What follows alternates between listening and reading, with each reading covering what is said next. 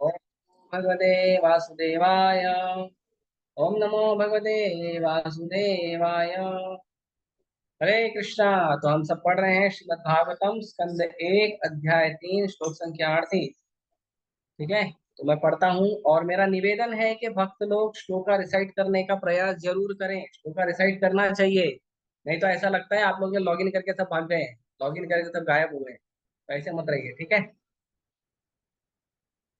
सवेदधातुः पदविम्बरस्य दुरन्तवीर्यस्य रथाङ्गपाणे यो मायया सन्ततयानुवृत्त्या भजेत तत्पादसरोजगन्धम्।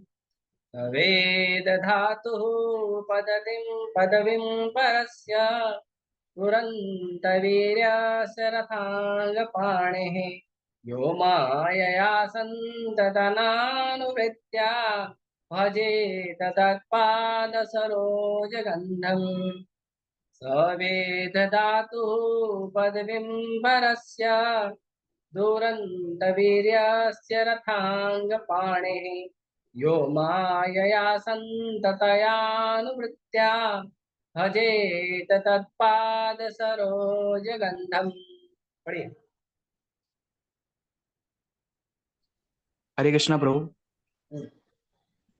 सवेदधातुः पदवीं परस्य दुरन्तवीर्यस्य रथाङ्गपाणिः यो मायया सन्ततयानुवृत्त्या भजेत तत्पादसरोजगन्धम्। हरे कृष्णा। हरे कृष्ण प्रभु जी।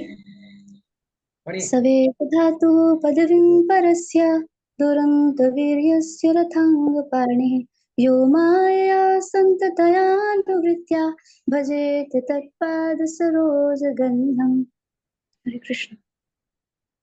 यस, और कोई?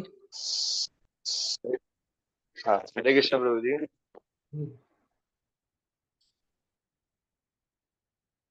अरे पढ़ो, भागवतम खत्म हो जाएगा तब तक। सवेद धातु परस्य अंग। हरे प्रभु जी। पढ़ो पढ़ो सवेद जल्दी। धातु पदवीं परस्य दुरंत वीरस्य रत अंगपाने य अमाया संतया अनुवृत्त्या भजेद तत्पाद। हरे कृष्ण। और कोई? हरे कृष्ण प्रभु जी। हम्म। सवेदधातुः पदवीं परस्य द्रुतन्तविद्यस्य रटनपनेन यो माया सन्ताय वृणिताय भजेत तत्पदसरोजगन्धम्। और कोई? हरे कृष्ण प्रभु जी। सवेद धातु पदवीं परस्य दुरांत वीर्यस्य रथाङ्गपाणे यो मायस्तन्त अनुवृत्त्या भजेत तत्पाद सरोजगन्धम्। हरे कृष्ण। शब्दार्थ, अनुवाद और तात्पर्य कृष्ण कृपा मूर्ति अभय चरणानंद भक्ति वेदांत स्वामी श्री कृपा जी द्वारा श्री कृपा की जय। सह वे ही वेद जान सकते हैं, धातु सृष्टा ही, पदवे महिमा को, परस्य अध्यात्म का, दुरंत वीरस्य अत्यंत शक्तिशाली का, रथ अंग पाणे है भगवान कृष्ण का, जो हाथ में रथ का चक्र धारण करते हैं। यह जो अमायया किसी हिचक के बिना, संततया निरंतर, अनुवृत्त्या अनुकूल होकर, भजेता सेवा करता है, तत्पाद उनके चरणों की, सरोज गंधम कमल की महक। जो बिना हिचक के अबाध रूप से अपने हाथों में रथ का चक्र धारण करने वाले भगवान के चरण कमलों की अनुकूल सेवा करता है, वही इस जगत के सृष्टा की पूर्ण महिमा, शक्ति तथा दिव्यता को समझ सकता है। तात्पर्य: केवल शुद्ध भक्त ही सकाम कर्मों एवं मानसिक तर्क के फलों से मुक्त होने के कारण भगवान कृष्ण के दिव्य नाम रूप तथा उनकी लीलाओं को समझता है। इन शुद्ध भक्तों को भगवान की अनन्य भक्ति से कोई व्यक्तिगत लाभ नहीं प्राप्त करना होता। वे बिना हिचक के भगवान की अनन्य सेवा करते हैं। इस सृष्टि में प्रत्येक प्राणी प्रत्यक्ष या अप्रत्यक्ष रूप से भगवान की सेवा कर रहा है। भगवान के इस नियम से कोई छूटा नहीं है। जो लोग भगवान के भ्रामक प्रतिनिधि हो द्वारा बाध्य होकर भगवान की अप्रत्यक्ष रूप से सेवा कर रहे हैं, वे भगवान की प्रतिकूल ढंग से सेवा कर रहे हैं। किंतु जो उनके प्रिय प्रतिनिधि के निर्देश में प्रत्यक्ष सेवा करते हैं, वे उनकी अनुकूल सेवा करते हैं। ऐसे अनुकूल सेवक भगवत भक्त ही होते हैं और वे भगवत कृपा से अध्यात्म के गुह्य क्षेत्र में प्रवेश कर पाते हैं। लेकिन मनोधर्मी सदा अंधकार में ही पड़े रहते हैं। जैसा कि भगवत गीता में कहा गया है, भगवान स्वयं शुद्ध भक्तों को उनकी निरंतर प्रेमा भक्ति के कारण साक्षात्कार के मार्ग की ओर ले जाते हैं। भगवान के धाम में प्रवेश पाने का यही रहस्य है। वहां प्रवेश पाने के लिए सकाम कर्म तथा तर्क वितर्क की कोई योग्यताएं नहीं है। ओम ज्ञानतिमिरन्धस्य ज्ञानाञ्जनशलाकया चक्षुरुन्मिलितं येन तस्मै श्रीगुरुवे नमः। श्रीचैतन्यमनोभीष्टं स्थापितं येन भूतले स्वयं रूपः कदा मह्यं ददाति स्वपदान्तिकम्। वन्देऽहं श्रीगुरुः श्रीयुतापदकमलं श्रीगुरून् वैष्णवांश श्रीरूपं साग्रजातं सहगण रघुनाथान्वितं तं सजीवं साद्वैतं सावधूतं परिजनसहितं कृष्णचैतन्यदेवं श्रीराधा कृष्णपादान् सहगण ललिता श्रीविशाखान्वितांश नमामि विष्णुपादाय कृष्णपृष्ठाय भूतले श्रीमते भक्तिवेदान्त स्वामिनिति नामिने। नमस्ते सारस्वते देवे गौरवाणी प्रचारिणे निर्विशेष शून्यवादी पाश्चात्य देशतारिणे। नमो महावदन्याय कृष्णा प्रेम प्रदायते कृष्णाय कृष्ण चैतन्य नामने गौरकुशे नमः। हे कृष्णा करुणा सिंधु दीनबंधु जगतपते गोपेश गोपिका कांत राधा कांत नमस्तुते। तप्त कांचन गौरांगी राधे वृंदावनेश्वरी वृषभानुसुते देवी प्रणमामि हरिप्रिये। वाञ्छाकल्पतरुभ्यश्च कृपा सिन्धुभ्य एव च पतितानां पावनेभ्यो वैष्णवेभ्यो नमो नमः। जय श्री कृष्ण चैतन्य प्रभु नित्यानंद श्री अद्वैत गदाधर श्रीवासादि गौर भक्तवृंद। हरे कृष्णा कृष्णा कृष्णा हरे हरे हरे राम राम राम हरे हरे।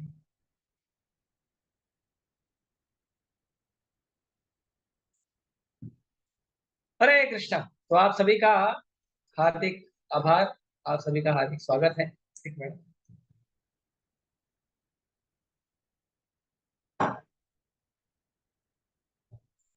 तो पिछले श्लोक में वर्णन किया है, चास्य कश्चिन निपुणेन धातु रवैति जंतु पुनीशुक्ति नामानि रूपाणि बनो जो भी संतवंतो नट चरयामि भाग्य। कहते हैं कि मूर्ख लोग अपने अल्प ज्ञान के कारण भगवान के नामों रूपों तथा कर्मों की दिव्य प्रकृति को नहीं जान सकते, क्योंकि वे तो किसी नाटक में एक पात्र की तरह कार्य कर रहे होते हैं। न ही ऐसे मनुष्य अपने तर्क या वाणी द्वारा भी ऐसी बात को व्यक्त कर सकते हैं। तो यहाँ पे एक जगह बताया गया है कि भगवान की लीला को कौन समझ सकता है, भगवान के रूप को, नाम को, गुण को कौन समझ सकता है। और दूसरी जगह बताया गया है कि भगवान के रूप को, गुण को, नाम को कौन नहीं समझ सकता है। लेकिन इसमें एक बात बहुत विशेष बताई गई है कि भले ही वो आदमी कितना भी बड़ा क्यों ना हो, कितना भी बड़ा पद में, कितना भी बड़ा उसका जो है समाज में नाम हो, या कितना भी बड़ा वो पद में ऊंचा हो, वो भगवान को नहीं समझ सकता यदि वो भगवान को कर्म की दृष्टि से, ध्यान की दृष्टि से, ज्ञान की दृष्टि से, तर्क वितर्क की दृष्टि से, लोकाचार की दृष्टि से यदि कोई भी भगवान को देखता है तो कहते हैं ये क्या है, असंभव। असंभव है भगवान को समझना।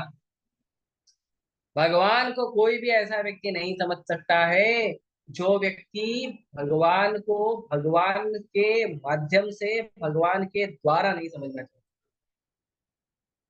यदि किसी को भगवान को समझना है तो भगवान को समझने के लिए उसे उसी वस्तु का प्रयोग करना पड़ेगा जो वस्तु भगवान ने उसे सिखाई है। भगवान को भगवान के द्वारा, भगवान के मार्गदर्शन द्वारा ही समझा जा सकता है। अपने मन मर्जी से नहीं समझा जा सकता है। अपने मर्जी से मनोकल्पना कर सकते हैं, ज्ञान का आश्रय ले सकते हैं, ध्यान का आश्रय ले सकते हैं, लेकिन भगवान को यदि समझना है एज इट इज तत्वतः, तो उसका तरीका क्या है? उसका तरीका है भगवान के दिए हुए जो दिव्य ज्ञान है उसके अनुसरण के द्वारा, भगवान के नाम, उनके रूप, उनकी लीलाओं के द्वारा, भगवान के भक्तों से उनकी कथा श्रवण के द्वारा ही समझा जाता है। कोई भी व्यक्ति यदि भगवान को समझने का प्रयास करता है और उस प्रयास में यदि वो भगवान के दिए हुए प्रोसेस को, भगवान के दिए हुए तरीके को नहीं मानता है, तो वो व्यक्ति भगवान को कभी नहीं समझ। भगवान को समझने का यही एक मार्ग है, वो है कृष्ण भावनामृत, और कोई तरीका नहीं। कुछ दिनों पहले कुछ भक्त आए थे, भक्त नहीं, कुछ प्रचारक आए थे। तो वो प्रचारक लोग मुझे बोल रहे थे, तो बाइबल का प्रचार करते थे, तो मंदिर में भी आ गए थे, मंदिर में भी भक्तों को थोड़ा बता रहे थे। विदेशी भक्त थे, अमेरिकन। तो उनसे बातचीत करते समय वो बार बार बोल रहे थे कि देखिए, आपका श्रद्धा अलग है, आपका विश्वास अलग है, आपका जिस भी चीज में विश्वास है आप उसके अनुसार बता रहे हो, मेरा जिस चीज में विश्वास है मैं उसके अनुसार बता रहा हूँ। तो फिर मैंने उसको कैलकुलेटर दिखाया, मैंने उसको कैलकुलेटर दिया और फिर मैंने बोला कि ये जो इसको ये कैलकुलेटर रखा हुआ है, अगर आप कहते हो कि मैं इसको कैलकुलेटर नहीं मोबाइल मानता हूं, तो आपके मानने से ये मोबाइल बन जाएगा। जैसे शक्कर और नमक दोनों सफेद पत्थर, अगर कोई व्यक्ति शक्कर को देख के कहता है कि भले ये मीठा है लेकिन मैं नहीं मानता ये शक्कर है, मेरे ही अनुसार ये नमक है, तो क्या वो नमक बन जाएगा? वैसे ही यदि कोई व्यक्ति अपने अपनी कोई श्रद्धा, अपना अपना कोई तर्क विचार, अपना अपना कोई अनुभूति यदि कोई व्यक्ति चर्चा करता है और उसके अनुसार यदि वो सोचता है कि वो भगवान को बता पाएगा, तो वो गलत बता रहा है। क्योंकि भगवान को जानना है तो भगवान के माध्यम से ही जान सकते हो, भगवान के तरीके से ही जान सकते हो, दूसरा कोई तरीका नहीं है। जैसे श्रील प्रभुपाद जी बताते हैं भगवत गीता की जो भूमिका है, भगवत गीता जो गीता सार प्रभुपाद जी ने लिखा है, तो भगवत गीता की भूमिका में प्रभुपाद जी बताते हैं कि मनुष्य के अंदर 4 दोष होते हैं। 4 दोष, मैंने ये 4 दोष उन लोगों को लिख के दिया। मैंने बोला आप लोग माय बिलीव योर बिलीव कर रहे हो ना, ये 4 दोष लो, ये 4 दोषों के ऊपर जाके रिसर्च करो, आपको सत्य का ज्ञान हो जाएगा। आप यहाँ वहाँ भटको मत, कृष्ण अलग है, क्राइस्ट अलग है, जीसस भगवान है, ये सब फालतूगिरी करो। आप क्या करो, आप ये 4 दोषों को लो, 4 दोषों के अंदर फिल्टर करो, ये 4 दोषों से फिल्टर होके जो बाहर आएगा ज्ञान, वो आपका ज्ञान ठीक ठाक होगा। तो सबसे पहला क्या दोष है किसी भी जीव का, जो संसार में बद्ध जीव है, बद्ध जीव का सबसे पहला दोष है कि बद्ध जीव के पास उसकी इंद्रियां जो है अपूर्ण है, लिमिटेड है। हमारी जो आंख से देखने की शक्ति है, वो शक्ति जो भी हमारी शक्ति हो, वो शक्ति से ज्यादा अन्य जानवरों की शक्ति है। जैसे जो वो बाज होता है, चील होता है, वो 1 किलोमीटर दूर से अपना शिकार देख लेता है, और जब तक शिकार को पता चलता है कि बाज मेरी तरफ आ रहा है मुझे उठाने के लिए, तब तक वो उसको उठा के लेके जा चुका है। इतनी स्पीड होती है, 1 किलोमीटर दूर से देख लेता है। अभी वो जो जो शिकार है वो तो 1 किलोमीटर दूर नहीं देख पाता है, क्योंकि उसकी आंख की दृष्टि कम है। बाज देखता है, 1 किलोमीटर दूर से देखता है, वहां से उठाता है लेके निकल जाता है। उसके बाद हमारे कान से सुनने की शक्ति दूसरे पशुओं के कान के सुनने की शक्ति से कम है। हमारा जो टेस्ट बड है, हमारा टेस्ट बड लिमिटेड है, दूसरे पशुओं का टेस्ट बड स्ट्रांग है। हमारे सूंघने की शक्ति जो है दूसरे जानवरों की सूंघने की शक्ति से कमजोर है। हमारा जो बल है, पौरुष है, वो और भी बहुत सारे जानवर है जिनके सामने कम है। हमारा दौड़ने का शक्ति जो है दूसरे जानवरों के दौड़ने की शक्ति से कम है। तो हर जगह हम लोगों को लिमिटेशन दिया गया है। हमारे आंख का लिमिटेशन है, कान का लिमिटेशन है, नाक का लिमिटेशन है, जीभ का लिमिटेशन है, खाने का लिमिटेशन है, शक्ति का लिमिटेशन है, चलने फिरने का लिमिटेशन है। हर चीज का हमारा क्या है, हमारा एक मर्यादा है। और उस मर्यादा के कारण हम केवल उतना ही समझ या देख पाते हैं जितनी हमारे इंद्रियों की मर्यादा है। अपने इंद्रियों की मर्यादा से ज्यादा ना हम देख सकते हैं, ना सुन सकते हैं, ना समझ सकते हैं। और हमारी बुद्धि की भी एक मर्यादा है जो हमारे पिछले पिछले कई सारे जन्म और कर्म के अनुसार है। इसीलिए किसी भी वस्तु को सत्य जैसा है वो वैसा ही एज इट इज उसको समझने के लिए मनुष्यों को बहुत समय लगता है, मुश्किल होता है। इसीलिए मनुष्य कितना भी रिसर्च कर ले, 1 दिन 2 दिन 10 दिन 50 50 साल 1000 साल 1 करोड़ साल 10 करोड़ साल अरबों खरबों जन्म तक अगर मनुष्य रिसर्च भी करते रहेगा तो भी मनुष्य उस बात को स्वीकार नहीं कर पाएगा कि भगवान कैसे हैं। ठीक है, मैं एक इंटरेस्टिंग श्लोक बताता हूँ, मैंने आज भी सुबह पढ़ा। भगवान कहते हैं स्वयं के बारे में,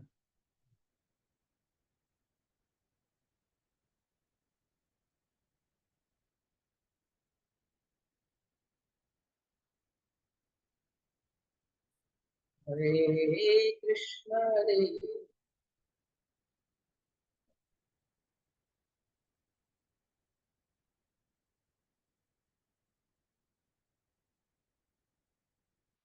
तो भगवान भगवत भागवतम के 10वें स्कंद के 51 नंबर अध्याय के 36 नंबर श्लोक में कहते हैं, जन्म कर्माभिधानानि सन्धि अंग सहस्रशः न शक्यन्ते अनुसंख्यातुम् अनंतत्वान् मयार्पिहे। तो भगवान कहते हैं कि मेरे प्रिय मित्र, मैंने हजारों हजारों जन्म लिए हैं, हजारों जीवन जिए हैं और हजारों नाम मैंने स्वीकार किए हैं। इतना ज्यादा किया है, मेरे जन्म इतने ज्यादा है और मेरे क्रियाकलाप मेरे नाम इतने ज्यादा है कि भगवान बोलते हैं that even I can not count. इतने ज्यादा है कि उसको खुद मैं नहीं गिन सकता हूँ। बताइए, जब भगवान स्वयं असमर्थता दिखाते हैं कि स्वयं मैं नहीं गिन सकता हूँ अपने नाम को, अपने क्रियाकलापों को, अपने जन्मों को, भगवान स्वयं बोल रहे हैं मैं नहीं कर सकता हूँ, तो बाकी लोग का बात ही क्या? बाकी लोग कैसे करें? तो भगवान को केवल अपने तर्क पे समझना या वो जो थोड़ी सी कुछ बुद्धि आ गई उसमें समझना असंभव है। तो ये जो मनुष्य है जिसके अंदर मर्यादाएं हैं, उनकी आंखों में मर्यादा है, उनके कानों में मर्यादा है, उनके नाक में मर्यादा है, उनके जीवा में मर्यादा है, उनके मुंह में मर्यादा है, उनके पेट में मर्यादा है, उनके हाथ पैर में मर्यादा है। जब मनुष्य जिसके हर वस्तु में मर्यादा है, वो मर्यादित चीज अमर्यादित चीज जो भगवान है जिसकी कोई मर्यादा नहीं है, जो स्वराट है, विराट है, अनंत है, अचिंत्य है, अच्युत है, उनको कैसे समझ सकता है कोई? और कैसे समझने का प्रयास भी कर सकता है? इसके लिए भगवान बोलते हैं तत्व से समझिए भगवान, तत्व से समझिए भगवान को। तत्व से मतलब जैसे भगवान है यथारूप, यथाशक्ति नहीं। जैसी मेरी शक्ति है वैसा समझना नहीं है, यथारूप, यथाशक्ति नहीं समझना, भगवान यथारूप समझना है। इसीलिए भगवान जो है, भगवान को जब अर्जुन ने पूछा कि भगवान ज्ञान का भी बता दिया आपने, ध्यान का भी बता दिया आपने, ज्ञान का भी बता दिया आपने, कर्म का भी बता दिया आपने, तर्क का भी बता दिया आपने, सब चीज बता दिया आपने, भगवान ये बताइए इन सब चीजों में आपको समझा कैसे जाए? भगवान ने क्या कहा? भक्त्या मामभिजानाति यावञ्च अस्मि तत्त्वतः। भगवान बोलते हैं कि मुझे केवल भक्ति के द्वारा जाना जा सकता है। अच्छा, भक्ति के द्वारा कितना जान सकते हैं आप? 2%, 5%, 10%, 20%, 100%? भगवान कहते हैं यावन या च अस्मि तत्वतः, जैसा मैं हूं वैसा ही एकदम परफेक्ट अंडरस्टैंडिंग में। भगवान को यदि हमको जानना है तो भगवान को, भगवान कैसे हैं, भगवान के रूप में, भगवान के भाव में, भगवान के ही विचार के अनुसार, भगवान जैसे हैं वैसे एज इट इज यदि हमको जानना है, भगवान कहते हैं भक्त्या माम, केवल भक्ति का भाव है और कोई दूसरा भाव नहीं, और कोई दूसरा भाव नहीं। और उसके गुण क्या है? तो आज के श्लोक में उसके गुणों का वर्णन किया है। कैसे कौन से भक्त होते हैं? तो कहते हैं जो बिना हिचक के अबाध रूप से, बिना हिचक के अबाध रूप से अपने हाथों में रथ का चक्र धारण करने वाले भगवान के चरण कमलों की अनुकूल सेवा करता है। अनुकूल, ये शब्द बहुत महत्वपूर्ण है। जब अर्जुन भगवान का गुणगान कर रहे थे, भगवान के बारे में बता रहे थे, तो अर्जुन ने भगवान को कहा कि भगवान ये जो मैं आपके बारे में बता रहा हूं ना, ये मैं इसलिए नहीं बता रहा हूँ क्योंकि मेरे को ज्ञान हो गया है भगवत गीता से। ये मैं इसलिए नहीं बता रहा हूँ क्योंकि मैंने ध्यान करके योग सिद्धि करके आपकी तपस्या करके प्राप्त किया है आपको। ये मैं इसलिए नहीं बता रहा हूँ क्योंकि मेरा कर्म बड़ा महान है। अर्जुन से महान किसका कर्म है? मेरे कर्म बड़े महान है, इसलिए नहीं। अर्जुन कहते हैं अनुसुश्रुमा, क्योंकि मैंने अनुकूल परिस्थिति में आपके बारे में सुना है। अनुकूलस्य कृष्ण अनुशीलनम भक्ति उच्यते। भक्ति का मतलब होता है कि कृष्ण के अनुकूल कार्य करना। कृष्ण के प्रतिकूल कार्य करने को भक्ति नहीं कहते हैं। हमें कितना भी ज्ञान हो गया हो, वेदों का, पुराणों का, शास्त्रों का, उपनिषदों का, सांसारिक ज्ञान हो गया हो, कर्म का विधान पता चल गया हो, ब्रह्मा का पद प्राप्त हो गया हो, लेकिन यदि हम कृष्ण के अनुकूल नहीं हैं, then Krishna will not reveal himself. Krishna आपके सामने अपने आप को कभी प्रकट नहीं करेंगे। भगवान भगवत गीता में ओपनली बोलते हैं, ना हम प्रकाश सर्वस्य योग माया समावतः। मैं आता ही नहीं हूँ लोगों के सामने। ये तर्क करने वाले, ये ज्ञान करने वाले, ध्यान करने वाले, कर्म करने वाले, लोकाचार के लोग हैं, ड्रामेबाज लोग हैं। भगवान बोलते आई डोंट लाइक, मैं इनके सामने आता ही नहीं। भगवान बोलते लेकिन भक्त्या माओ, जो भक्ति करता है मैं उसके सामने। ततो माम तत्वतो ज्ञात्वा विशदे तद अनंतरम। यदि कोई व्यक्ति इस तरह से मुझे जानता है तो वो अनंत भाव से भगवान की सेवा। तो भगवान को जानना है तो भक्ति का, और इसके लिए प्रभुपाद जी का सबसे पहला तात्पर्य का लाइन है, केवल शुद्ध भक्त ही सकाम कर्मों एवं मानसिक तर्क के फलों से मुक्त होने के कारण भगवान कृष्ण के दिव्य नाम, रूप तथा उनकी लीलाओं को समझता है। तो जब तक हम हमारे मानसिक तर्क से, हमारे हमारे मन के अनुसार जो हमारी पकड़ हो रही है भगवान को पकड़ने की, भगवान की लीलाओं को, गुणों को, नामों को पकड़ने की जो समझ हो पा रही है, हमारे अनुसार हमने जो साधना की है, भजन की है, योग ध्यान तपस्या किया है, जब इन सब कल्मशों से विचार मुक्त हो जाएगा और केवल कृष्ण की सेवा का भाव हो जाएगा, केवल और केवल भगवान श्री कृष्ण के चरण कमलों में सेवा का विचार होगा, और वो भी अपने दिए, अपने जो अधिकारी हैं, जिन अधिकारी के मार्गदर्शन में हम सेवा कर रहे हैं, उन अधिकारी के मार्गदर्शन के अनुसार यदि हमें वो सेवा का भाव जागृत हो जाएगा, अनुकूल सेवा का भाव जागृत हो जाएगा, तो क्या होगा? तो कृष्ण समझ में आएगा, नहीं तो कृष्ण नहीं। एक उदाहरण है श्रील प्रभुपाद जी बताते हैं कि एक बार भगवान ने नारद मुनि को शिक्षा देने के लिए नारद मुनि को कहा, नारद मुनि मेरे सिर में दर्द हो रहा है।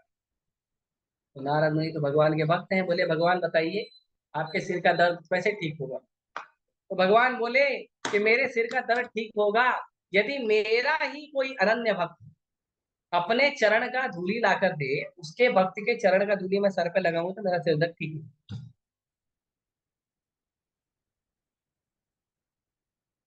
तो नारद मुनि बोले भगवान ये तो असंभव है, कोई देगा ही नहीं। तो भगवान बोले जाओ प्रयास तो करो, कोई तो देगा। अरे कोई तो होगा जिसको ये भाव होगा कि मेरे भगवान का सिर दर्द हो रहा है, चलो मैं दूर कर देता हूँ।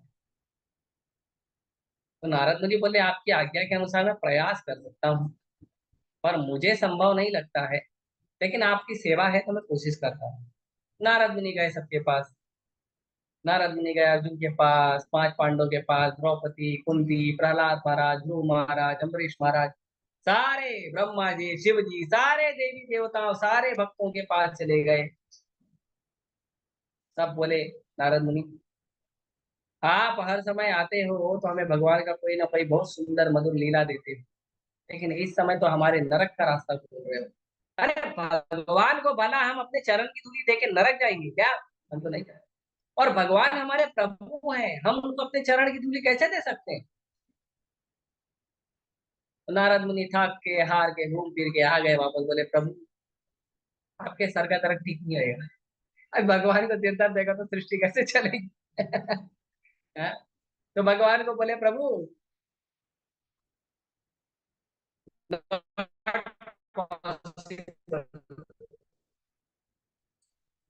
तो भगवान ने फिर उनको प्रश्न पूछे थे, आप राधा रानी के पास गए थे? तो नारद मुनि बोले जब इतने बड़े बड़े महान महान देवी देवता और इतने महान महान भक्त लोग, जब ये सारे भक्त लोग मिलकर सारा तर्क वितर्क ज्ञान ध्यान सब लगा के जब इन्होंने निष्कर्ष निकाला है कि आपको चरण धूलि देना उनके लिए सबसे बड़े अमंगल का रास्ता खोल देगा, तो मैं गोपियों के पास कहते हैं वो तो साधारण ग्वालन है। तो भगवान बोले जाके देखो तो सही। नारद मुनि बोले ठीक है, आपकी सेवा है, चले जाऊंगा। तो नारद मुनि सेवा के रूप में गोपियों के पास गए, राधा रानी के पास गए। राधा रानी को बोले कि प्रभु की तबीयत खराब है। अब पहली बात तो जो भगवान का अनन्य भक्त होगा वही स्वीकार करेगा कि भगवान की तबीयत खराब भी होती है। ऐसे जगन्नाथ जी की तबीयत खराब होती है। अब जगन्नाथ जी की तबीयत खराब होगी ये कौन स्वीकार करेगा? जो लोग भगवान को लकड़ी का टुकड़ा समझते हैं वो तो स्वीकार नहीं करेंगे, मतलब लकड़ी को तो तबीयत खराब होती है।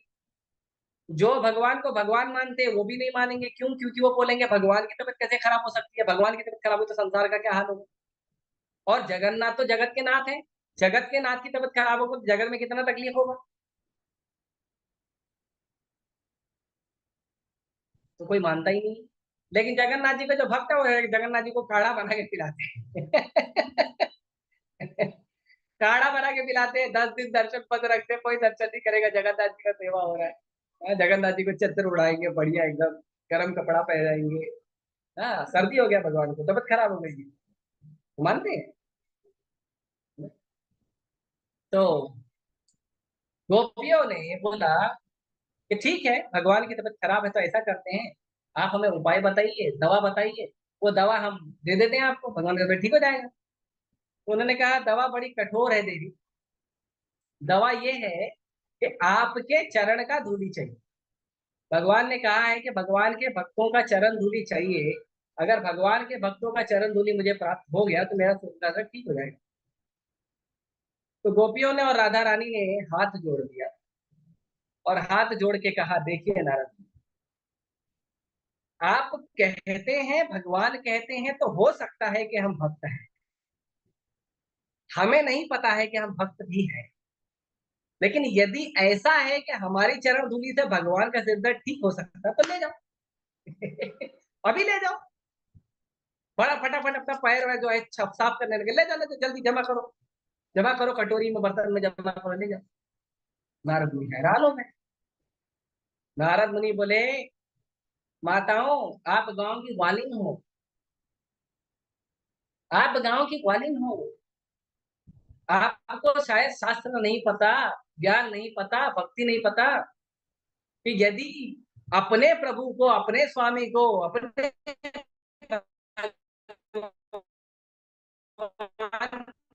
यदि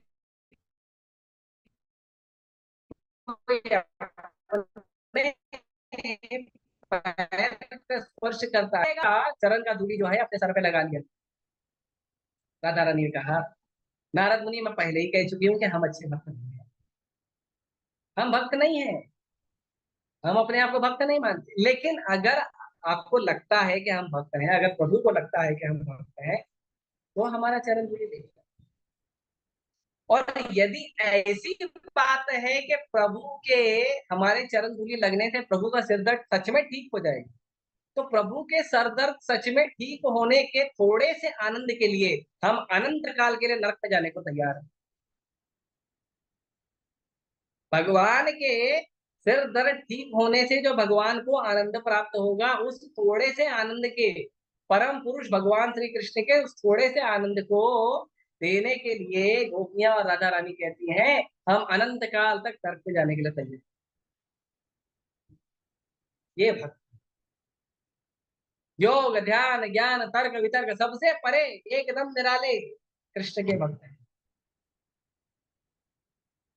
इसीलिए अभी यहाँ पे पद की बात की गई है, सवेर धातु पदवीम परस्य, पद की बात की गई है। तो महाप्रभु भी कहते हैं, चैतन्य महाप्रभु कहते हैं कि ना हम विप्रा न च नरपति न पि वैश्यो न शूद्रो न हम गृहणी न अ, न च नरपति न वनश्यो सतो वा, किंतु प्रोक्ता निखिल परमानंद को पूर्णामुताब्धे गोपी भर्तुपद कमलो दास दास दासानुदास। थोड़ा त्रुटिपूर्ण मैंने श्लोक बताया है, लेकिन इसका जो भाव है वो बताता हूँ। तो भगवान कहते हैं कि अ, ना हम विप्र न च नरपति, ना मैं ब्राह्मण हूँ ना मैं क्षत्रिय हूँ, ना मैं वैश्य हूँ ना मैं शूद्र हूँ, ना हम गृहिणी, ना मैं गृहस्थ हूँ न वानप्रस्थ हूँ न सन्यासी हूँ। मैं कुछ भी नहीं। मैं क्या हूँ? मैं हूँ जो अखिल परमानंद है, उनके जो अखिल परमानंद भगवान श्री कृष्ण है, जो कौन है? जो गोपी भर्तुर पद कमलो, जो भगवान गोपियों का भरण पोषण करते हैं। ऐसे गोपियों के भरण पोषण करने वाले भगवान के दास का दास का दास का दास का दास का दास हूँ। ये भगवान चैतन्य महाप्रभु। रूप गोस्वामी कहते हैं सर्वोपाधि निर्मुक्तम तत्परत्वेन निर्मलम। जब सारी उपाधियों से मुक्त हो जाएंगे, जब सारी उपाधियों से मुक्त हो जाएंगे, मैं स्त्री हूँ, मैं पुरुष हूँ, मैं माँ हूँ, बाप हूँ, भाई हूँ, बहन हूँ, पुत्र हूँ, पुत्री हूँ, पति हूँ, पत्नी हूँ, इंडियन हूँ, अमेरिकन हूँ, ब्राह्मण हूँ, क्षत्रिय हूँ, वैश्य हूँ, शूद्र हूँ, ब्रह्मचारी, गृहस्थ, वानप्रस्थ, संन्यास, मैं डॉक्टर हूँ, मैं लॉयर हूँ, मैं साधु हूँ, मैं सीनियर डिवोटी हूँ, मैं जूनियर डिवोटी हूँ। बहुत सारी उपाधि लेके बैठे हैं। फिर प्रभुपाद जी आगे जाते हैं, मैं कुत्ता हूँ, मैं बिल्ली हूँ, इतनी सारी उपाधियां लेकर बैठे हैं। तो हमारा हृदय निर्मल नहीं हो रहा है। हमारा हृदय निर्मल कब होगा? जब हम उपाधि मुक्त हो जाएंगे, जब हमें एक ही बात रहेगा कि जो भगवान कहते हैं ममय वांछो जीवलोके जीवभूता सनातन। भगवान कहते हैं कि आप मेरा अंश हो। सारे सृष्टि के जो जीव हैं वो किसके हैं? मेरे अंश हैं और सनातन अंश हैं। सनातन अंश हैं हम सब भगवान के। हम सब सनातन अंश हैं। तो ये सनातन अंश जो है वो क्या है? वो है जीवेर स्वरूप होए कृष्णेर नित्यदास। तो जब हम इस बात को स्वीकार कर लेंगे एकदम कठोरता से कि ज्ञान अलग है, ध्यान अलग है, ये सब चीज अलग है, लेकिन हम क्या हैं? हम कृष्ण के दास हैं, हम कृष्ण के सेवक हैं। जब तक ये बात नहीं स्वीकार करेंगे तब तक क्या होगा? होती पड़ी पड़ी जग मुआ पंडित भयानक हो। बहुत सारा पढ़ के लिख के ज्ञानी ज्ञानी कर्मी योगी बहुत कुछ बन जाएंगे, कृष्ण को नहीं जान पाएंगे। अच्छा, इसमें एक बहुत बड़ा भ्रम, बहुत विशेष भ्रम आप लोगों से बताने का मन कर रहा है। वो भ्रम ये है, कई बार इस्कॉन के भक्तों को भी हमने देखा है या जो भगवान कृष्ण की भक्ति करते हैं इन भक्तों को भी हमने देखा है कि ये कहते हैं कि प्रभु जी हमको तो हरे कृष्ण जप करना है, हमको तो अरे हरि नाम ही सब कुछ है ना। कलयुग केवल नाम आधारा सुनो सुनो न कहीं पार। हरे नाम ये केवलम करो नास्ते नास्ते नास्ते व गतिरन्य का। तो हमको तो भगवान की भक्ति करनी है और हरि नाम से बड़ा कुछ है नहीं।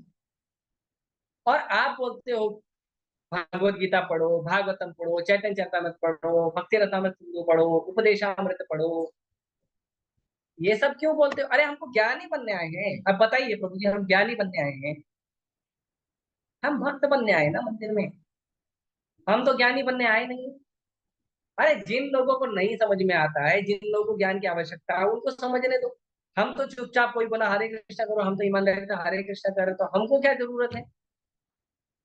हमको क्या जरूरत है ग्रंथों को पढ़ने की? आप बताइए। हमको तो कोई जरूरत नहीं है। तो जब हमको जरूरत नहीं है ज्ञान को प्राप्त करने की, तो फिर हम क्यों पढ़े भगवद गीता भागवत में सारे ग्रंथों? हम नहीं पढ़ेंगे। हम ज्ञानी बनने नहीं आए यहाँ, ज्ञानी बनने नहीं आए यहाँ, हम भक्त बनने आए हैं। तो भक्त बनने आए तो भक्त बने। तो अगर हम भक्त बनने आए हैं और हमको केवल भक्ति करना है, तो प्रभुपाद जी भी तो हमको भक्त बनाना चाहते हैं। और प्रभुपाद जी हमको भक्त बनाना चाहते हैं, तो प्रभुपाद जी ने फिर सारे ग्रंथ क्यों लिखे? खाली हरि नाम दे दिए होते? प्रभुपाद जी ने सारे ग्रंथों को क्यों लिखा? हाँ, भगवान का हमें प्रभुपाद जी भक्त बनाना चाहते हैं। प्रभुपाद जी भगवत गीता के तात्पर्य, भगवत गीता के एक तात्पर्य में लिखते हैं कि यदि मेरे इस प्रचार से, मेरे इस प्रचार से यदि एक भी व्यक्ति भक्त बन गया, एक, तो मेरा प्रचार सफल हो जाएगा।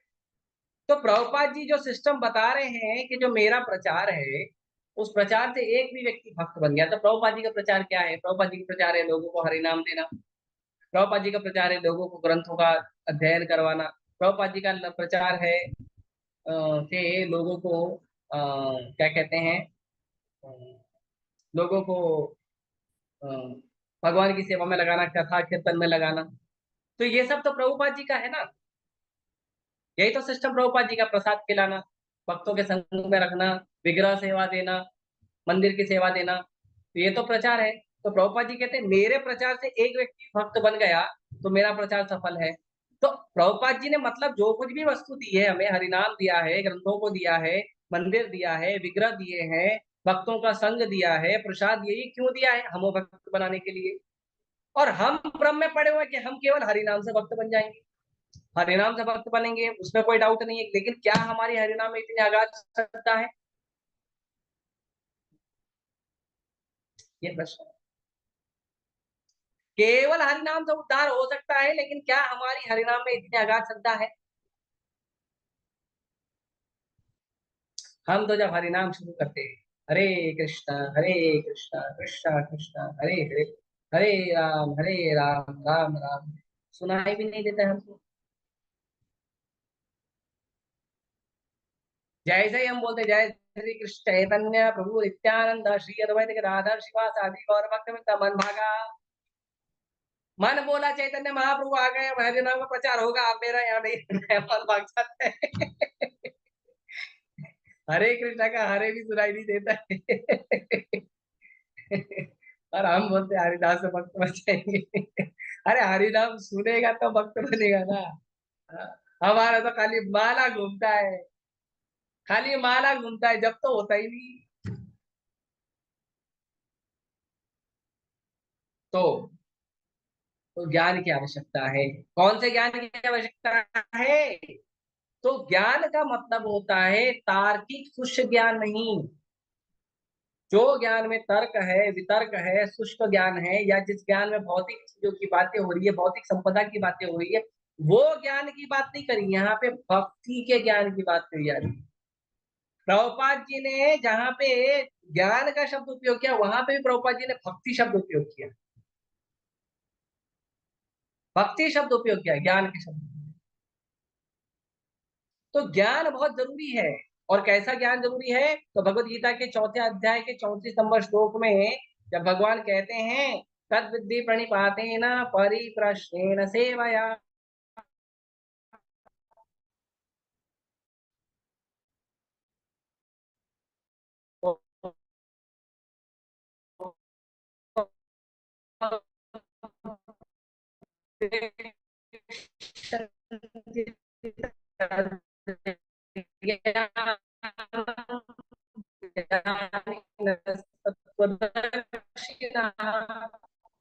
भगवान कहते हैं कि हमें गुरु को शरणागत होना चाहिए। ज्ञानी ना तत्वदर्शी ना हो, जो ज्ञानी है, जिन्होंने मुझे तत्व से एब्सोल्यूट अंडरस्टैंडिंग में मेरा दर्शन किया है, वो ज्ञानी व्यक्ति से आपको ज्ञान प्राप्त हो। अच्छा, तो ये ज्ञान प्राप्त होगा तो क्या प्राप्त होगा? तो उसका अगले श्लोक में कहते हैं यज्ञात्वा न पुनर्मोहम एवं यास्यसि पांडवा येन भूतानि शेषाणि तक्षासि आत्मनो अन्यथा मयि। तो कहते हैं कि जब हम स्वरूप सिद्ध व्यक्ति से वास्तविक ज्ञान प्राप्त कर ये संसार के मोह से निकलते तो हैं, लेकिन फिर से गिरते नहीं है, फिर से गिरते नहीं है। हमें अनुभूति हो जाती है, आभास हो जाता है, ज्ञान हो जाता है, तो हम फिर से गिरते हैं। नहीं तो ऐसी कोई कई सारी चीज, जैसे देखो दारू पीने वाला जब दारू पीता है फिर टन एकदम टनटना के एकदम टल्ली हो जाता है। टल्ली होके फिर जाता है घर पे जाता है तो देखता है उसके दारू पीने, वो दारू पिया रहता है, सो जाता है घर पे जाके। दूसरे दिन सुबह उठता है तो देखता है उसकी पत्नी नाराज है, माँ बाप नाराज है, बच्चे नाराज है, भाई बहन नाराज है, क्यों दारू पीते हो, क्यों दारू पीते हो? हाँ हाँ हाँ, दारू पीना कितनी गलत बात है, देखो मेरे सब भाई बहन सब लोग नाराज हैं, मैं अब से दारू नहीं पीऊंगा, अब से कभी दारू नहीं पीऊंगा। फिर वो जाता है दोस्तों के पास, फिर दोस्त उत्साह फिर पी लेता है। और अभी तो घर पे रियलाइजेशन हुआ था दारू नहीं पीऊंगा, फिर रियलाइजेशन उल्टा कैसे हुआ? क्योंकि कन्विक्शन नहीं है, दृढ़ता नहीं है। कई बार लोग प्रण लेते हैं, मैं तंबाकू छोड़ दूंगा, मैं सिगरेट छोड़ दूंगा, ऐसे इस्कॉन में जब लोग आते हैं तो बहुत सारे लोग प्रण लेते हैं, मैं नॉनवेज खाना छोड़ दूंगा, मैं सिगरेट पीना छोड़ दूंगा, मैं चाय पीना छोड़ दूंगा, कॉफी पीना छोड़ दूंगा, मैं ये करना छोड़ दूंगा, वो करना छोड़ दूंगा। पहले लोग प्रण लेते हैं बहुत सारा, लेकिन हम देखते हैं कि हर व्यक्ति आगे नहीं बढ़ पाता। क्यों? क्योंकि दृढ़ता नहीं है। क्यों? क्योंकि फिर से मोह में पड़ गए। लेकिन जब स्वरूप सिद्ध व्यक्ति से ज्ञान प्राप्त करेंगे, तो ये जो भक्ति का ज्ञान लेंगे ना, तो भक्ति के ज्ञान से वापस मोह में नहीं गिरेंगे। और मोह में नहीं गिरेंगे तो क्या समझ में आएगा उनको? तो कहते हैं इस ज्ञान के द्वारा तुम देख सकोगे कि सभी जीव परमात्मा के अंश स्वरूप हैं। हाँ, ये न भूतानी अशेषानी, ये जितने भी सारे जीव हैं ये परमात्मा के अंश स्वरूप हैं। मतलब अन्यथोमयी, इसका मतलब है कि अगले इसके दूसरे बात में इसका मतलब है कि वो सब मेरे अंश हैं। तो जब हमें पता चल जाएगा कि संसार का हर जीव कृष्ण का अंश है, किससे द्वेष करोगे, किससे घृणा करोगे, किससे ईर्ष्या करोगे, सबसे प्रेम करोगे, मोह में नहीं पड़ोगे। तो इसीलिए भक्ति का मतलब होता है कि भक्ति का ज्ञान भी लेना चाहिए। भक्ति के ज्ञान की आवश्यकता है। परीक्षित महाराज को, जब परीक्षित महाराज शरीर छोड़ने जा रहे थे, 7 दिन बचे थे, तो परीक्षित महाराज को पूछा गया, परीक्षित महाराज ने सब सारे साधु संतों को पूछा कि आप मुझे बताइए कि मेरी 7 दिन में मृत्यु होने वाली, मुझे मृत्यु के समय क्या करना चाहिए? कोई बोला दान दीजिए, कोई बोला क्या ध्यान करिए, कोई बोला तपस्या करिए, कोई बोला ये करिए वो करिए। सुखदेव गोस्वामी वहां पे पहुंचे। सुखदेव गोस्वामी के पहुंचते ही सारे के सारे लोग खड़े हो गए, देवर्षि, राजर्षि, ब्रह्मर्षि, बड़े बड़े ऋषि, बड़े बड़े संत, बड़े बड़े महात्मा, सब खड़े हो गए। 16 साल का बच्चा जब आके खड़े हो गया, सबने प्रणाम किया। परीक्षित महाराज देखे ये कोई बड़ा साधु है। अरे पूरे ब्रह्मांड के साधु जिसको सम्मान में खड़े हुए, उससे बड़ा साधु कौन हो? वहां पे नारद जी भी थे, व्यासदेव जी, सुखदेव गोस्वामी के पिताजी भी थे, वो भी खड़े हो सम्मान में। परीक्षित महाराज ने वहां पे सुखदेव गोस्वामी को पूछा क्या करना है? सुखदेव गोस्वामी बोले शांति से बैठो, कृष्ण कथा सुनो, बस, और कुछ नहीं करना। कृष्ण का कीर्तन करो, कृष्ण का कथा सुनो, बस, और कुछ नहीं करना। इतना करने से हो जाएगा। तो भगवान का ज्ञान लेना चाहिए, ग्रंथों को पढ़ना चाहिए, शास्त्रों को पढ़ना चाहिए। आप लोगों में जिनमें भी ये भ्रामक भाव है कि हमें ग्रंथों को नहीं पढ़ना है, हम क्या ज्ञानी बनने आए हैं, ये भाव गलत है। आप यहाँ पे ज्ञानी बनने आए हो, भक्ति का ज्ञान लेने आए हो। और जब तक आपको भक्ति का ज्ञान नहीं होगा ना, 2-4 दिन माला करने को अच्छा लगेगा, फिर जिन दिन अच्छा नहीं लगा माला बंद करो। 2-4 दिन नियम पालन करने को अच्छा लगेगा, फिर जिस दिन अच्छा लगेगा नियम पालन बंद करना। दृढ़ता नहीं आएगी, दृढ़ता नहीं आएगी। जो दृढ़ता चाहिए ना भजन करने की, कि समय अच्छा हो या बुरा हो, कोई भी परिस्थिति हो, मैं भगवान का नाम जप नहीं छोड़ूंगा, मैं भगवान का सेवा नहीं छोड़ूंगा, भगवान ही मेरे हैं, भगवान की चरण कमल की सेवा ही सब कुछ है, ये दृढ़ता नहीं आएगी तब तक, जब तक हम भक्ति का ज्ञान नहीं दें। इसके लिए ज्ञान, हालांकि ज्ञान से, ध्यान से, तर्क से भगवान को नहीं समझा सकता, लेकिन भक्ति के ज्ञान से समझा जा सकता है। प्रभुपाद जी कहते हैं कि यदि आप भगवत गीता पढ़ने का प्रयास करते हो, यदि आप भक्ति के शास्त्रों का पढ़ने का प्रयास करते हो, तो कृष्ण खुश होते हैं और कृष्ण कहते हैं कि ये भक्त मुझे समझना चाहते हैं। कृष्ण स्वीकार करते हैं इस बात। इसीलिए तो अर्जुन को भगवान ने गीता सुना के बोला कि ये जो भक्ति का ज्ञान है, ये ज्ञान जो मैंने तुमको सुनाया है अर्जुन, ये ज्ञान यदि कोई व्यक्ति जाकर प्रचार करेगा, उस व्यक्ति से ज्यादा प्रिय मुझे कोई ना हुआ है ना हो। तो ज्ञान भक्ति का पढ़ना और प्रचार करना बहुत महत्वपूर्ण है। इस्कॉन में जो ज्ञान है वो ज्ञान भक्ति का ज्ञान है, वो तार्किक शिष्य का ज्ञान नहीं है, कॉमर्स साइंस आर्ट्स का ज्ञान नहीं है, मायावाद निराकारवाद का ज्ञान, भक्ति का ज्ञान, कृष्ण प्रेम का ज्ञान है, कृष्ण को प्राप्त करने का ज्ञान है। इसीलिए ऐसे ज्ञान को लेना चाहिए। तो और ये जितनी भी सेवा है ये कृष्ण के अनुकूल होकर करना चाहिए। कई बार लोग पाप और पुण्य में फंस जाते हैं, प्रभु जी ये करना पाप है क्या, वो करना पुण्य है, ये भी चीज समझ।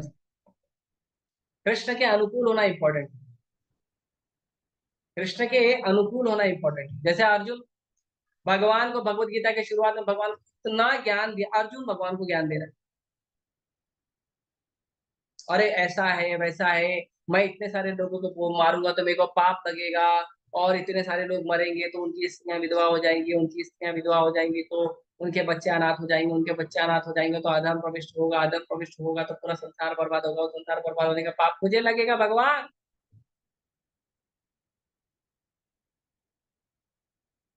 भगवान ने क्या बोला? भगवान बोले अर्जुन तुम बड़ा बड़ा ज्ञान की बात करते हो लेकिन एक्चुअली तुम बुद्धू हो। अर्जुन ने भगवान को धर्म का ज्ञान बताया, पाप पुण्य का हिसाब बताया, भगवान ने अर्जुन को क्या बोला? You are the fool number one. क्यों? क्यों फूल नंबर वन? क्योंकि कृष्ण के अनुकूल नहीं है वो जो ज्ञान अर्जुन दे रहा है पाप और पुण्य का, वेदों का विधान बता रहा है, वो वेदों का विधान कृष्ण के अनुकूल नहीं है। जो चीज कृष्ण के अनुकूल है वो चीज सर्वश्रेष्ठ है, और जो चीज कृष्ण के प्रतिकूल है वो चीज सबसे बेकार है। गोपियां अपने पति को छोड़ दी, दूध पीते बच्चे को छोड़ दी, अपने माता पिता को छोड़ के सब चले गई भगवान के पास। भगवान उनको स्वीकार किया, क्योंकि भगवान को गोपियों से, गोपियों को भगवान से प्रेम है, गोपियां ऐसे उन्नत भक्त हैं। तो जब भगवान ने स्वीकार कर लिया, उसके बाद कोई स्वीकार करे ना करे क्या फर्क है। भागवतम में वर्णन आता है कि भगवान और भगवान की जो मित्र हैं वो एक बार खेलने गए। तो जब वो खेलने गए तो वहां पे भगवान के जो मित्र हैं ग्वाल बाल, उन्होंने भगवान को कहा कि भगवान हमें भूख लगी, जोर से भूख लगी। तो भगवान बोले अच्छा भूख लगी है तो एक काम करो, पास में ना कुछ ब्राह्मण यज्ञ कर रहे हैं, उन ब्राह्मणों के घर पे जाइए और उन ब्राह्मणों को बोलिए कि कृष्ण और बलराम आए। तो कृष्ण और बलराम को भूख लगी है, उनको खाने के लिए आप कुछ भोग दे दीजिए, कुछ प्रसाद दे दीजिए, वस्तु दे दीजिए। तो सारे के सारे ग्वाल बाल चले गए, सारे के सारे। अब क्या है कि यज्ञ के लिए यदि कोई वस्तु को भोग में निकाला गया रहता है तो बिना यज्ञ में आहुति दिए देते नहीं, पहले यज्ञ को भोग लगता है उसके बाद प्रसाद बांटा जाता है। अब यज्ञ चालू है तो कैसे देंगे? तो अधर्म है, तो नियम के खिलाफ है, तो कैसे दे देंगे? तो जब ग्वाल बाल जाके बोल रहे थे तो ब्राह्मणों ने उनकी बात को सुना भी नहीं, देखा भी नहीं उनकी तरफ, बोले बोले बोले कुछ हुआ ही नहीं। बच्चे लोग हैं, बच्चे क्या करें, वापस आ गए। बच्चे आके बोले, सब उनके मित्र आके बोले भगवान कृष्ण बलराम को कुछ नहीं हुआ। भगवान क्या बोले, ट्राई अगेन। तो बोले अरे हम गए, वो सुना भी नहीं देखा भी नहीं, हाउ ट्राई अगेन, कैसे वापस प्रयास करें। तो भगवान ने कहा इस बार आप ब्राह्मणों के पास मत जाइए, इस बार आप जाइए ब्राह्मण पत्नियों के पास। ब्राह्मण पत्नियों को बोलिए कि कृष्ण और बलराम, कृष्ण बलराम को बोलिए। उनको बोलिए मत भोग चाहिए ध्यान से कुछ, उनको खाली बोलिए कृष्ण बलराम आए, उनको भूख लगी, बस। सारे ग्वाल बल चले गए, ब्राह्मण पत्नियों को बोले माते यहीं पास में जंगल में कृष्ण और बलराम आए हैं, हम खेल रहे हैं और कृष्ण बलराम को भूख लगी। ब्राह्मण पत्नियों ने जो यज्ञ में भोग लगाने के लिए रखा था वो सारा भोग उठा के लेके चल दी, सुनी भी नहीं, सुनी भी नहीं। उनके पति लोग उनको चिल्ला रहे हैं, बुला रहे हैं, रोक रहे हैं, ना रुकी ना सुनी, सीधा कृष्ण के पास, कृष्ण बलराम के पास आए। कृष्ण बलराम बोले आइए आइए, क्या भाग्य है आपका, आप बहुत अच्छे भक्त हैं, आइए। और ऐसा कह के कृष्ण बलराम ने क्या किया, उनके द्वारा दिया गया सारा भोग स्वीकार किया। कृष्ण बलराम खाए और फिर सारे ग्वाल बांटे। आप कृष्ण बलराम कहते हैं, भगवान कहते हैं ब्राह्मण पत्नियों को कि बहुत बहुत धन्यवाद, आप लोगों ने हमें इतना अच्छा प्रसाद खिलाया, अब आप लोग अपने घर पे वापस चले। ब्राह्मण पत्नी कहती है आप बताइए, पहली बात तो हमने यज्ञ का भोग उठा के लेके आ गई, दूसरी बात पति रोक रहा था, पिता रोक रहा था, बच्चे रोक रहे थे, हम रुके नहीं, हम उन सारे रिश्तों को त्याग करके आए हैं, अब वापस जाएंगे तो स्वीकार करेंगे वो? बताओ कितना अधर्म हुआ है। अब ये सारा अधर्म हुआ है क्यों? क्योंकि हमारा आपसे स्नेह है, हमारा आपसे प्रेम है प्रभु, आपके चरण कमलों से दूर मत करिए। आपके चरण कमलों की जो तुलसी है ना, उसका भी संग में हमारा जीवन बिता लेंगे, हम जंगल में ही रह के रूखा सूखा खा के पूरा जीवन बिता देंगे, प्रभु हमें वापस मत भेजिए।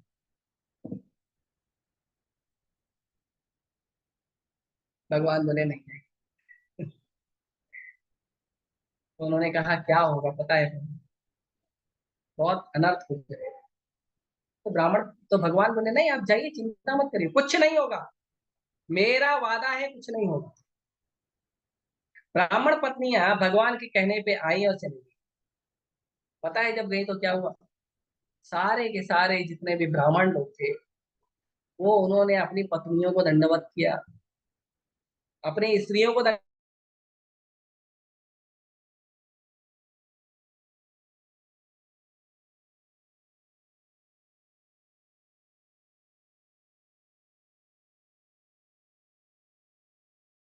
प्रणाम के लिए हम यज्ञ कर रहे हैं, भगवान आए थे और हमने उन पर ध्यान नहीं दिया, हमारी मति फिर गई थी। लेकिन धन्य हो आप स्त्रियां, धन्य हो आप पत्नियां, कि आप लोगों को न कोई नियम पता है, न वेद पता है, न यज्ञ पता है, न दान पता है, न कर्म पता है, न तपस्या पता है। लेकिन धन्य है आप लोग, धन्य है आप लोग कि ऐसे पूर्ण पुरुषोत्तम भगवान के चरण कमलों की सेवा करके आ रहे। हमारा भाग्य है कि आप हमारी पत्नियां हैं। तो यदि नियम से देखा जाए तो कृष्ण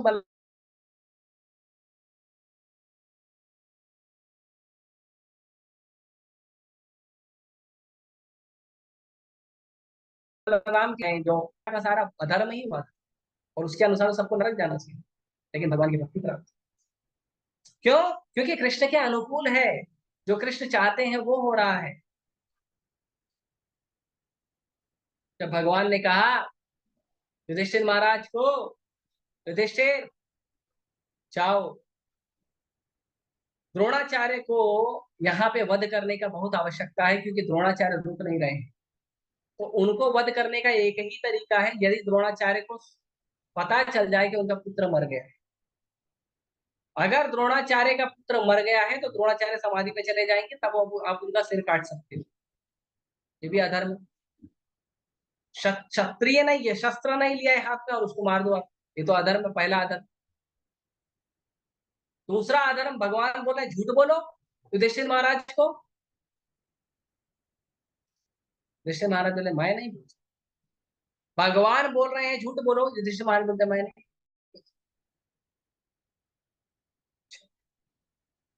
भीम बोला मैं जाता हूँ मैं बोल के आता हूँ ना। भगवान बोले तुम्हारा कोई सुनेगा नहीं तो भीम हमेशा रेडी रहते थे। भीम सच हो झूठ हो क्या हो मालूम नहीं, भगवान ने बोला करने का, बस खत्म। इसीलिए यही भीम और वायु जो है वो हमारे परंपरा के आचार्य बने हैं। और उनका नाम है मध्वाचार्य। मध्वाचार्य जो है वो वायु और भीम के मिश्रित अवतार है। तो भीम बोला मैं जाता हूँ, मैं जाके बोलूंगा। भगवान बोले तुमको कोई सीरियस लेता नहीं है युधिष्ठिर धर्मराज है, उनकी बात बोलना। तो भीम बोला लेकिन एक काम कर सकते हैं। क्या कर सकते हैं? बोले वो हाथी है ना सामने, वो हाथी का भी नाम अश्वत्थामा है। तो अगर हम हाथी को मार देते हैं तो बात सच हो जाएगी। और तब बात सच हो जाएगी कि हाथी मरा है, मतलब अश्वत्थामा मर गया। अश्वत्थामा मर गया बोल सकते हैं ना, तब तो युधिष्ठिर महाराज सच बोल सकते। भगवान बोले हाँ बात तो सही है। तो भीम गदा घुमाया और फेंका हाथी के ऊपर, और भीम 10,000 हाथियों का बल वाला, एक हाथी तो मर ही जाएगा। वो हाथी मर गया, अश्वत्थामा नाम का हाथी। भगवान बोले अब बोलो, युधिष्ठिर को बोले अब बोलो, जाओ बोलो द्रोणाचार्य को। हालांकि सबने हल्ला कर दिया, पांडवों के पूरे सेनाओं ने हल्ला कर दिया, अश्वत्थामा मर गया, अश्वत्थामा मर गया, सबने हल्ला कर दिया। द्रोणाचार्य मानने को तैयार नहीं। द्रोणाचार्य अपना रथ जो है युधिष्ठिर महाराज के सामने लेकर आया।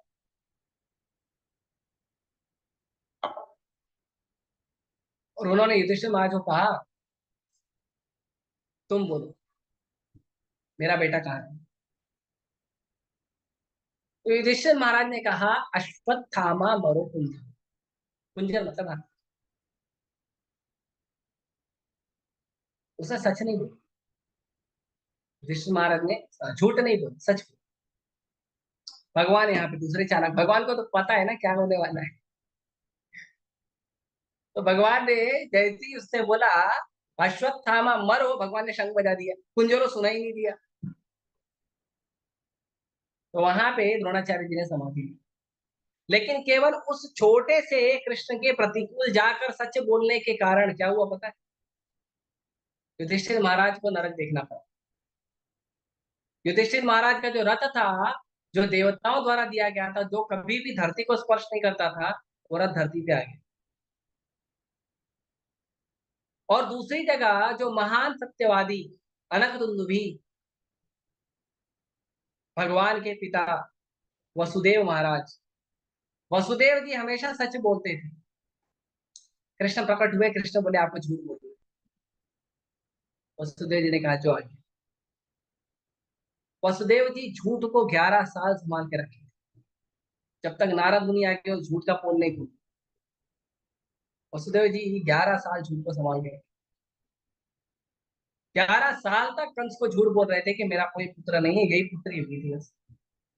हालांकि कंस को कंफर्म फिर भी कुछ ना कुछ उसको क्या कहते हैं, आशंका भनक तो हो गई थी। तो भेजता था किसी न किसी को वृंदावन में।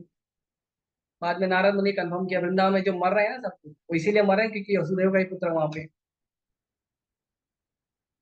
11 साल तक छुपाए झूठ। वसुदेव जी को कुछ नहीं हुआ। अभी भी वो सत्यवादी माने जाते हैं, भगवान के पिता के रूप में पूजे जाते हैं। तो इसीलिए भक्ति का मतलब होता है कृष्ण अनुशीलनम, कृष्ण के अनुकूल होके कार्य करना। और इसीलिए हमारे जो अ, आध्यात्मिक जीवन में जो हमारे अथॉरिटी है, जो हमारे अधिकारी हैं, उनसे पूछकर उसके अनुकूल होके कार्य करना। उसमें भी सबसे ज्यादा महत्वपूर्ण है कि श्रील प्रभुपाद जी की पुस्तकों को पढ़कर हम समझें। प्रभुपाद जी कहते हैं कि तीन पैरामीटर, तीन तरीके हैं चेक करने के। तीन तरीके से चेक करना चाहिए कि चीज सही है या गलत। और वो तीन तरीका है गुरु साधु शास्त्र। गुरु से सुनिए, साधु से सुनिए, शास्त्र से सुनिए। जब तीनों के एक ही शब्द हो तब पालन करें। कई बार यहाँ पे जैसे कहा गया है कि अ,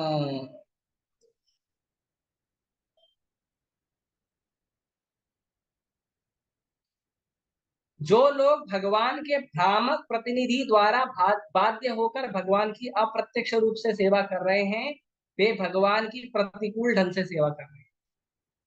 जो लोग भगवान के भक्त बनने का प्रयास करते हैं, लेकिन भगवान के भक्त दिखने का या अपने आप को प्रकट करने का प्रयास करते हैं, लेकिन सच में भगवान के भक्त नहीं है, अपना निजी स्वार्थ, निजी इच्छा पूरी करने का भाव रखते हैं, ऐसे लोग भ्रामक प्रतिनिधि हैं, चीटर, चीटर लोग हैं। ऐसे भ्रामक प्रतिनिधियों के द्वारा बताए गए नियमों का सेवा नहीं करना चाहिए। इसीलिए अगर आप रेगुलर शास्त्रों को पढ़ोगे तो आपको पता चलेगा कौन सही बोल रहा है, कौन गलत बोल रहा है। गुरु का रेगुलर लेक्चर सुनोगे तो आपको पता चलेगा कौन सही बोल रहा है, कौन गलत बोल रहा है। यदि गुरु को नहीं पढ़ेंगे, साधु को और शास्त्र को नहीं पढ़ेंगे, तो कोई साधु कुछ भी बोल के चले जाएगा, स्वीकार कर लेंगे। ऐसा नहीं बनना चाहिए। इसीलिए हमें एज इट इज चीजों को स्वीकार करना चाहिए, उसके लिए शास्त्रों को पढ़ना चाहिए। तो कृष्ण के अनुकूल जब चीजें होंगी तो कृष्ण के अनुकूल चीजों को स्वीकार करेंगे, तब हमारा जो है भक्ति अच्छे से होगी, नहीं तो हमारा भक्ति ठीक से नहीं। तब जाके हम, इसीलिए भगवान कहते हैं कि तब जब ऐसा होगा तब क्या होगा, तब जगत के सृष्टा की पूर्ण महिमा, शक्ति तथा दिव्यता को समझ पाएंगे। तब भगवान की पूरी महिमा को, भगवान की दिव्यता को, शक्ति को समझ पाएंगे। नहीं तो हमेशा पड़े रहेंगे भ्रम में, हमेशा भ्रम में पड़े रहेंगे। भ्रामक लोगों के चक्कर में रहेंगे तो भ्रम में ही पड़े रहेंगे। इसीलिए मेरा सभी से निवेदन है कि आप लोग प्रभुपाद जी की पुस्तकों को ध्यान पूर्वक रोज पढ़िए, ध्यान पूर्वक रोज जप करिए, रोज प्रसाद पाइए। प्रयास करिए कि आप ऐसा एक भी अन्न का दाना ना खाओ जो भक्तों द्वारा नहीं बनाया गया।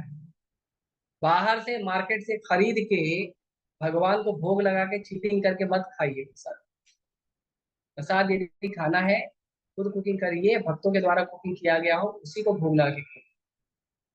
भगवान को चीटिंग मत करिए। और अगर कुछ नहीं मिलता है तो फ्रूट्स ले लीजिए, फल ले लीजिए, फल है, दूध है, दही है, पनीर है, इन चीजों को खरीद के भगवान को भोग लगा के उसमें नमक चीनी जो भी स्वाद अनुसार चाहिए वो डालकर आप खा सकते हैं। भ्रामक मत बनिए। नहीं प्रभु जी क्या करें, अब देखो कुछ नहीं है, क्या करें, खाना तो पड़ेगा। क्यों खाना पड़े? अरे फल फूल कंदमूल की कमी है क्या हमें? तो भ्रामक मत बनिए। कृष्ण को समझना है, कृष्ण की सेवा को समझना है। और यदि आपको पता है कि आपका रोज ऐसा परेशानी होता है, कई बार लोग बोलते हैं प्रभु जी ये तो रोज का केस है, रोज सुबह सुबह हम लोग को जल्दी जल्दी जाना पड़ता है। तो जब आपको पता है कि आपको रोज सुबह जल्दी जाना पड़ता है, रात को 2 पराठे क्यों नहीं बनाते? रात को 2-3 पराठे क्यों नहीं बना लेते? सुबह थोड़ा चटनी बना के खाकर तुरंत निकल जाओ, 2 मिनट लगता है। तो कृष्ण के अनुकूल रह के कार्य करिए, कृष्ण के प्रतिकूल होकर भक्ति नहीं हो। अपने आप को भी धोखा मत दीजिए, कृष्ण को। प्रभुपाद जी कहते हैं कि दुनिया में कोई कृष्ण को और गुरु को धोखा नहीं दे सकता। यदि कोई धोखा देता है तो वो खुद को धोखा देता है, क्योंकि गुरु शुद्ध भक्त है और भगवान तो परम भगवान है। दोनों कलमश से पड़े हैं, दोनों कलमश से परे हैं। दोनों जो है वो भौतिक संसार के बंधन से परे हैं, तो उनको हम क्या बुद्धू बनाएंगे? बुद्धू बनाने वाला खुद ही बुद्धू होता है। इसीलिए जो मैंने अभी श्लोक बताया भगवान का, जहाँ भगवान बोलते हैं कि मेरी दिव्यता मैं खुद ही नहीं गिन सकता हूँ, उसी के शुरुआत के श्लोक में मुचुकुंद महाराज कहते हैं कि प्रभु बुद्धू बनता है और अपना विनाश कर देता है। तो इसीलिए इस चीज को समझिए, कृष्ण भक्त बनना है तो कृष्ण भक्ति में सीरियस होकर बनिए, ठीक है, और कृष्ण के अनुकूल होकर करिए। और उसमें जो भी ये आपकी सहायता है उसके लिए मैं प्रयास करूंगा आपका एक सेवक बनकर। अच्छा सेवक तो नहीं बोल सकता अपने आप, छोटा सा सेवक बन के प्रयास करूंगा, जो भी पापा जी की शिक्षाओं को और भक्तों के आचरण से जो सीखा है उसको आप लोगों को प्रचार करने का प्रयास करूंगा। बाकी पापा जी के शास्त्रों को पढ़ना बहुत जरूरी है, ठीक है। तो मैं यहीं पर अपने शब्दों को रोकता हूँ। ये लेक्चर बहुत बड़ा होना चाहिए लेकिन ये रोकना पड़ेगा, आप लोग क्षमा कीजिएगा, ठीक है। किसी का कोई प्रश्न है, विचार है, या मैंने कुछ गलत बोल दिया है तो आपको समझाना है तो अपना दास समझ के, सेवक समझ के मुझे पूछ सकते हैं। हरे कृष्ण। बोले मोहित।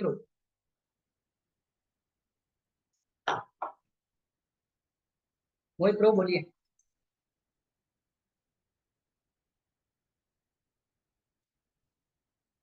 ठीक है, और किसी को कोई प्रश्न है? मोहित प्रभु का आवाज ही नहीं आ रहा।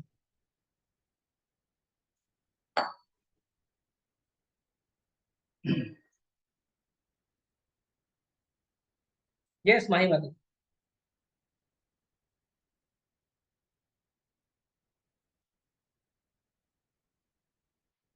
अमर्यादावादी की डेफिनेशन क्या है? माइक अनम्यूट नहीं हो रहा। ओके। अमर्यादा, मर्यादा मतलब हमारी बाउंडेशन, हमारी लिमिट। हमारी लिमिट किसी को नहीं पता है अपनी लिमिट। हमें लिमिट पता करने के लिए तो शास्त्रों को पढ़ना पड़ेगा। लिमिट पता करने के लिए भक्तों से बात करनी पड़ेगी। कई बार लोगों को लिमिट पता ही नहीं होता है कि हम कौन सी लिमिट में काम कर रहे हैं, कौन सी लिमिट में विचार कर रहे हैं, कौन सी लिमिट में सेवा कर रहे हैं। वो करने के लिए हमको भक्तों से बात करनी पड़ेगी, शास्त्रों को पढ़ना पड़ेगा, प्रभुपाद जी को सुनना पड़ेगा, तब जाके पता चलेगा। हर चीज की लिमिट है, कोई भी चीज अनलिमिटेड नहीं है। अनलिमिटेड केवल कृष्ण भक्ति है, कृष्ण प्रेम है, कृष्ण के साथ संबंध है, और कृष्ण अनलिमिटेड। बाकी सब कुछ लिमिटेड। तो वो थोड़ा सा हमको पता है, उसका प्रयास करना चाहिए। ठीक है, और कोई?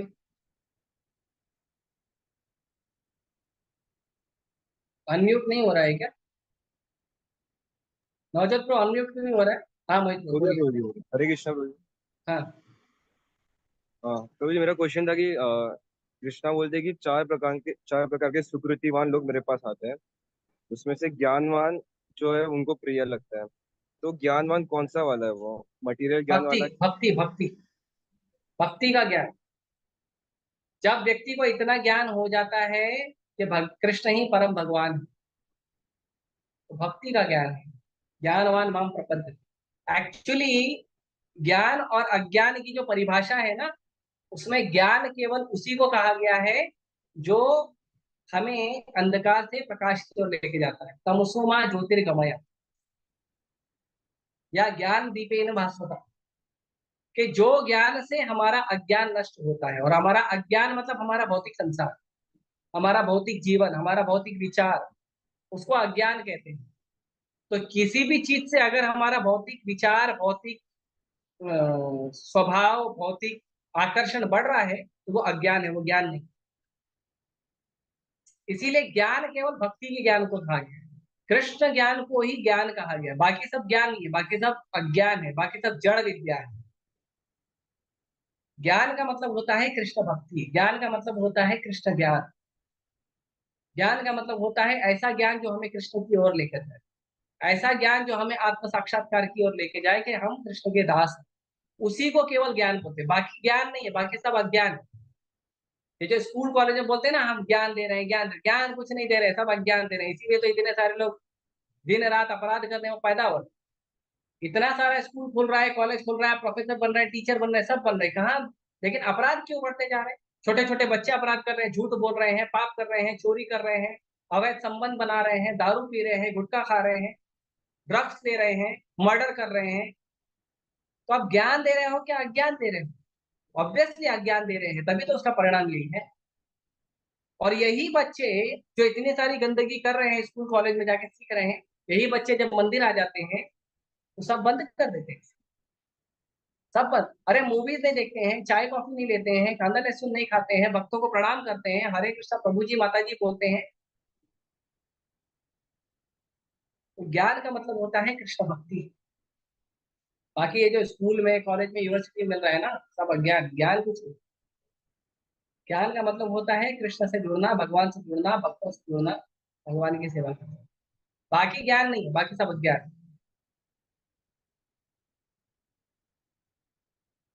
हाँ, विद्या शर्मा, विद्या माता जी पूछ रही हैं, हमको कैसे पता चलेगा कि कब भगवान बीमार पड़ते हैं? भगवान के भक्तों से पूछो। आपका कोई मित्र बीमार पड़ गया है, वो कैसे पता चलेगा? वो पता चलेगा आपके मित्र के परिजनों से, उनके रिश्तेदारों से, है ना? जैसे भगवान के रिश्तेदार, भगवान के भक्त, उनसे पूछे, वो बताएंगे। जगन्नाथ जी कब बीमार पड़ते हैं? जगन्नाथ जी रथ यात्रा के 10 दिन पहले बीमार पड़ते हैं, पता चल जाता है। ठीक है, ऑब्वियसली भगवान लीला करते हैं, भगवान बीमार नहीं पड़ते हैं, बट फिर भी भगवान अपने भक्तों के इतना प्रेम करते हैं कि सब लीला होती है। ठीक है, और कोई भक्त?